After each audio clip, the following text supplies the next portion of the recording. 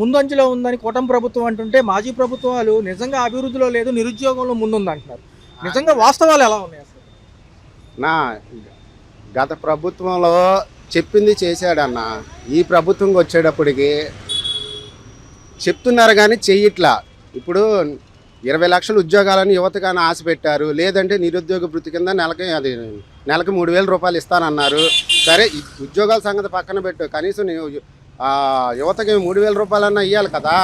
మేము బాగా చేసేస్తున్నాం, మాది సూపర్ అని వాళ్ళు చెప్పుకుంటే కాదన్నా, ప్రజలు చెప్పాలి ఇది మంచి ప్రభుత్వం అని. ప్రజలు ఇవ్వాలి సర్టిఫికేట్. అంతేగాని మేము మంచి పరిపాలన బ్యానర్ కట్అవుట్లు కట్టేసుకుంటే కాదు.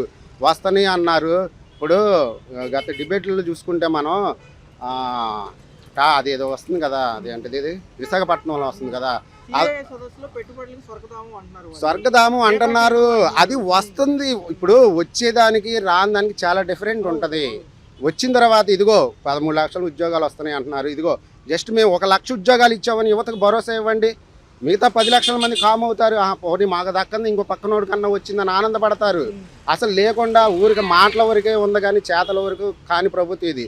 మాటలు చెప్పాడంటే చేస్తాడంటే అది జగన్ ఒక ఇదే. నేనైతే నమ్ముతాను 100%. ఎందుకంటే సరే ఎంఓలే అన్నాడు, ఓకే 100% అనుకుందాం. ఇప్పుడు రోడ్లు బాగలేదు అన్నాడు. మరి ఏ రోడ్లు బాగు చేసాడో చూపిమను. ఎవరో మా పులిసీత గారు పాలు పోస్తే ఎత్తేసుకోవచ్చు అన్నారు. మరి ఎన్నిసార్లు మన సోషల్ మీడియానే ఉంది కదా, ఏం ఎత్తుతున్నారో చూస్తున్నారు కదా. సేమ్ అయ్యే గొయ్యలు. ఇప్పుడు అభివృద్ధి అంటున్నారు కానీ నువ్వు చేయాల్సింది పల్లెటూరు వైపు ఉన్నాయి. నేను నిన్న పేరేచర్ల ఎన్ని వెళ్ళాను. సేమ్ అయ్యే గతుకుల రోడ్లు అయ్యే. ఇది ఏం డెవలప్ చేశారు? ఊరిగా గత ప్రభుత్వం ఏ ఇష్యూ జరగని గత ప్రభుత్వం వైఫల్యం వల్ల ఇది అని అంటారు. ఏదన్నంటే డైవర్స్ పాలిటిక్స్ చేసేస్తున్నారు.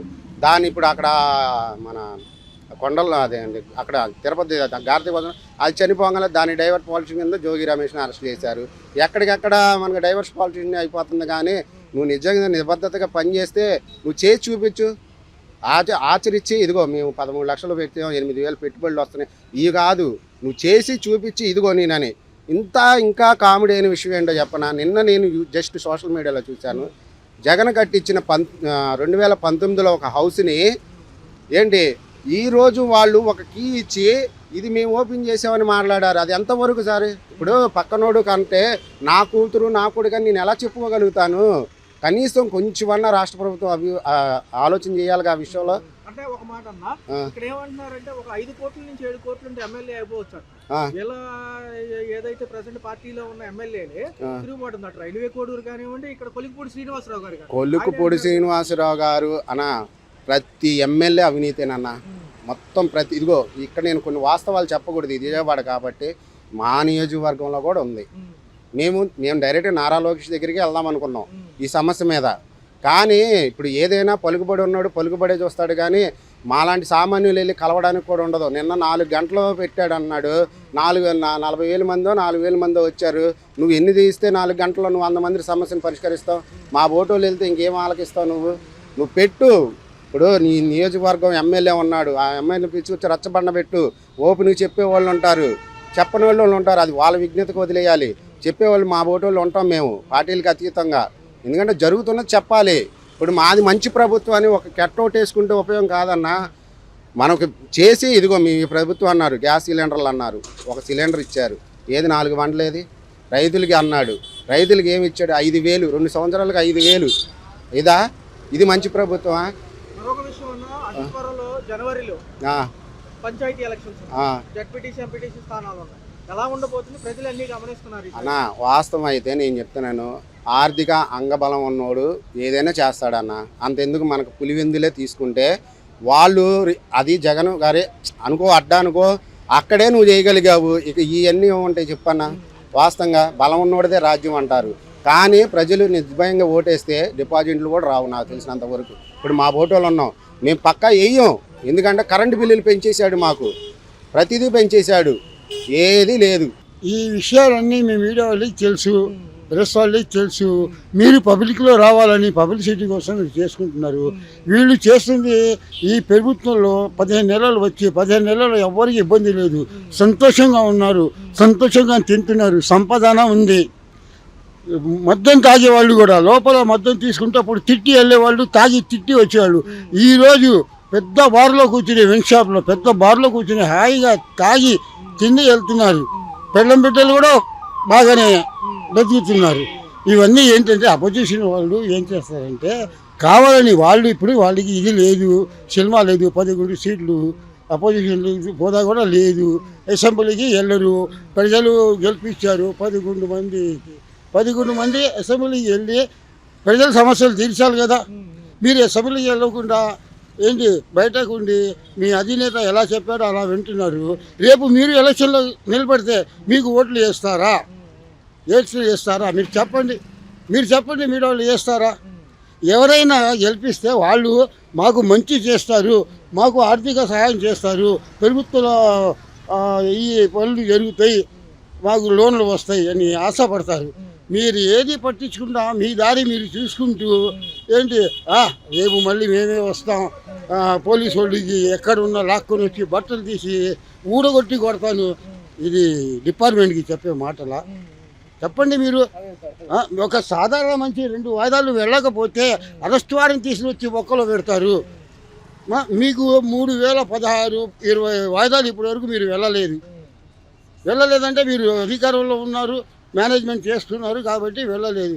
ఇప్పుడు కూడా మీ మీద ఎవరు కూడా అధికారంలో ఉన్న చంద్రబాబు కానీ ఎవరు కానీ మీ మీద ఫోర్స్ చేయట్లేదు. ఇది పోలీసు వాళ్ళు, ఇది పోలీస్ డిపార్ట్మెంట్ వాళ్ళే చూసుకుంటారు. మనం వద్దు. గతంలో ఇలా చేసి జగన్మోహన్ గారు ఇలా ఓడిపోయారు, రేపు మాకు ఆ పరిస్థితి రాకూడదు, ప్రజా సేవ చేసుకుంటూ ప్రజల్లో బతకాలని చెప్పి వాళ్ళ ఆశ. ఈ సదస్సు జరుగుతుంది చూసారా?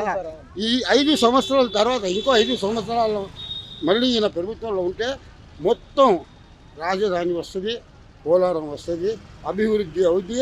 ఇప్పుడు చూడండి అధికారంలో రాగానే బుడమేరు 10 రోజులేమో రాత్రి పగలు కూర్చోలేడు. నిమ్మల రామానాయుడు గారు మంత్రి గారు నిద్ర ఆహారం లేకుండా అక్కడే బిషానా చేశారు. ఎవడైనా మంత్రి అనేవాడు చేస్తాడా? ఎలవే అంటాడు. చంద్రబాబు నిద్రపోలేదు, అధికారులు నిద్రపోలేదు. అదే వేరే ఉంటే ఏ పరిస్థితి ఉండేది? ఎప్పుడు కడుపు నిండా తిన్నాడు, వరదలు వచ్చినా ఇంట్లో ఉన్నా. ఒక్కొక్కడు ఇంట్లో 10-15 రోజుల వరకు వరదలు పోయినా పాలు వాడుతూనే ఉన్నారు.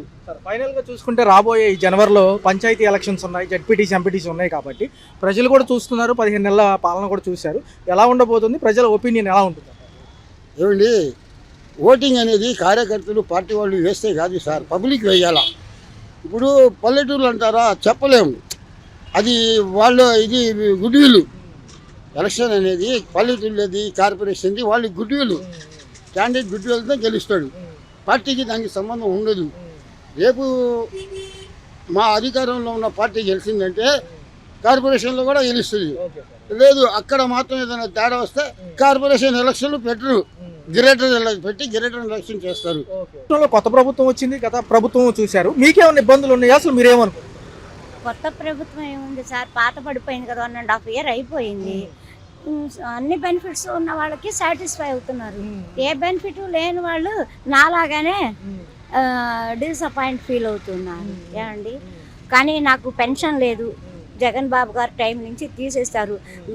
దానికి ఒక్కటే కారణం అండి, మా ఇంట్లో అతను మున్సిపాలిటీలో ఈ గార్బేజ్ తీసుకెళ్లే డ్రైవరు, అతనికి జీతం వస్తుందని చెప్పి నాకు మాత్రం అన్ని పెండింగ్ పెట్టేశారండి. ఈవెన్ గ్యాస్ బండ కూడా ఇవ్వలేదండి, నాకు వైట్ కార్డు ఇచ్చారు.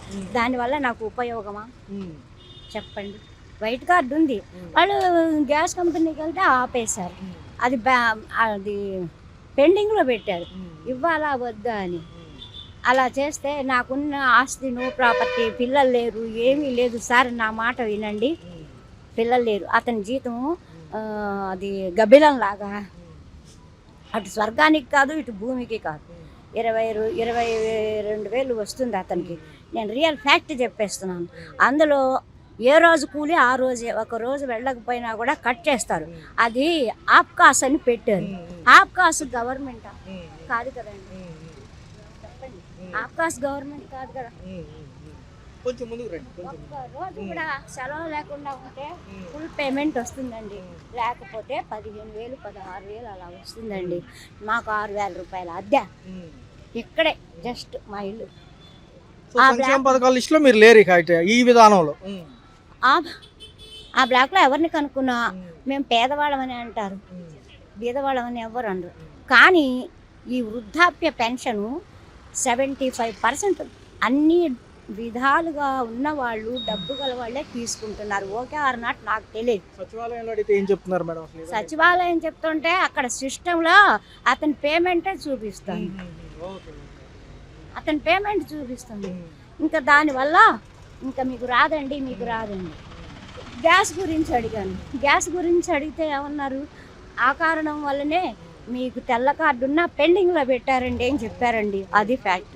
మేడం చూస్తే రాష్ట్రంలో ఇంకేమేమి అంశాలు బాగా వెళ్తున్నాయి, ఏమేమి బాగా నిర్లక్ష్యంగా ఉన్నాయి, మీరు గమనించిన విధానంలో ఏదన్నా ఈ యొక్క సంక్షేమంలో ఏదన్నా లోటుపాట్లు ఉన్నాయి అంటే రేషన్ డిపోలు కానివ్వండి, లేకపోతే మిగతా పెన్షన్ ఇచ్చే విధానం? రేషన్ కార్డులో ఏమి ఇస్తున్నారండి, నాకు ఇచ్చేది పంచదార బియ్యం తప్ప నాకేమి ఇవ్వరు. అది కూడా నాకు ఒక బెనిఫిట్ ఏమిటంటే నేను సీనియర్ సిటిజన్ కాబట్టి ఆ డిపో ఆయన మా ఇంటికి తెచ్చి ఇస్తున్నాడు. అది ఒకటి నాకు బెనిఫిట్. రాష్ట్రం డెవలప్మెంట్ కోసం విశాఖపట్నంలో కంపెనీలు ఈ ఆస్కారం ఇవన్నీ అంటున్నారు. రేపు మనవరాళ్ళు ఇక్కడ ఉండి ఉద్యోగం చేసుకోగలరు? నాకు అసలు నెక్స్ట్ జనరేషనే లేదు. నేనేం వాళ్ళ గురించి ఆ కళలు కానీ ఏవో క్యాజువల్స్ ఇన్ ద ఏరియాని ఆ గాలి మేడలు నేను కట్టలేను. ఇప్పటికే అన్ఎంప్లాయ్మెంట్ ప్రాబ్లం సాల్వ్ అవ్వలేదు. ఇప్పుడు పెడితే పెట్టొచ్చు కాక వాటికి తగిన వాళ్ళు వాటికి ఉంటారు. అంటే చెప్పే ఈ ఫిగర్స్ ఏవైతే చెప్తున్నారో, ఏదైతే 13 లక్షల కోట్లు లేకపోతే 12 లక్షల కోట్లు, 13 లక్షల ఉద్యోగాలు, ఇవన్నీ గాలిమేడలే అంటారా? అవి ఇంప్లిమెంట్ అయినప్పుడు కదా మనం సంతోషపడాలి. ఇంప్లిమెంట్ కానప్పుడు అది ఒక కళలాగానే